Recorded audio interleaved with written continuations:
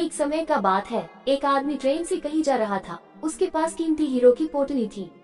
उस आदमी को 2 दिन और 2 रात ट्रेन में गुजारने थे, क्योंकि उतना उसको सफर करना था और उसे कहीं पहुंचना था। सफर के पहले ही दिन एक चोर की नजर उस आदमी के हीरो की पोटली पर पड़ गई। अब चोर ने दिमाग लगाया और एक बड़ा सा बैग लेकर उसे आदमी के पास जाकर बैठ गया और उस आदमी से मीठी मीठी बातें करने लगा। चोर ने सोचा कि रात में जब सब सो जाएंगे तो मैं चुपके से उठकर उन हीरे को चुरा लूंगा। ये सोचकर चोर बड़ा ही खुश होने लगा। जब शाम का वक्त हुआ, 7 या 8 बज रहे थे, तब चोर सो गया। क्योंकि उसे रात में जागना था और हीरे चुराने थे, इसीलिए वो जल्दी से सो गया। जब उस आदमी की सोने का वक्त आया, उस आदमी ने चुपके से अपने हीरो की पोटली अपने बैग में से निकालकर उसके पास जो आदमी सोया था उसके बैग में डाल दी। और उस आदमी के पास कौन सोया हुआ था? वह चोर ही सोया हुआ था। ये सब करने के बाद वह आदमी आराम से सो गया। रात के जब 2-3 बज रहे थे, तब वो चोर उठा और उसने देखा सब लोग सो गए हैं। फिर उसने उस आदमी के बैग को अपनी तरफ खींचा और उस बैग को पूरा चेक कर लिया। उस बैग में कुछ नहीं मिला। वह परेशान हो गया। सारी रात उसे आदमी के बैग को चेक करने के बाद जब उसे कुछ न मिला, तब उसने देखा कि सुबह के 4 बजे रहे थे, तब वह सो गया। उसके सोने के बाद वह आदमी उठा। उसने अपने हीरो की पोटली उस चोर की बैग से निकालकर अपने बैग में वापस रख ली। जब सुबह हुई और वो चोर सोकर उठा, उसने देखा कि हीरो की पोटली तो उस आदमी के पास ही है।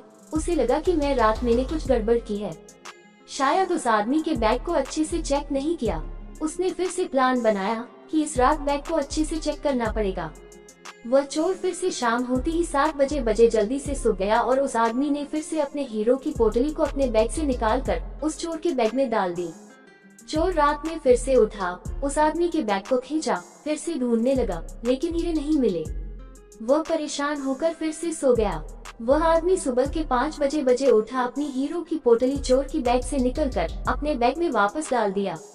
जब सुबह हुई, स्टेशन आया। वह आदमी स्टेशन पर उतरा तो चोर उसके पास आकर कहने लगा, मैं जिंदगी में कभी चोरी नहीं करूंगा, बस मुझे इतना बता दो कि हीरो की पोटली रखी कहाँ थी। उस आदमी ने कहा, अरे मूर्ख, तू अपना सुख दूसरों की तरफ ढूंढ रहा था। अगर तू खुद के अंदर जाता तो तुझे सुख जरूर मिलता। अगर तू अपने गिरेबान में झांकता तो तुझे पता चलता कि तू चोर नहीं, मालिक था। वो हीरो की पोटली तेरे ही पास थी। दोस्तों, इस कहानी से हमें बहुत बड़ी सीख मिलती है। हमेशा अपना सुख दूसरों की तरफ ढूंढते रहते हैं और बहुत से लोग हमारी जिंदगी में आते जाते रहते हैं।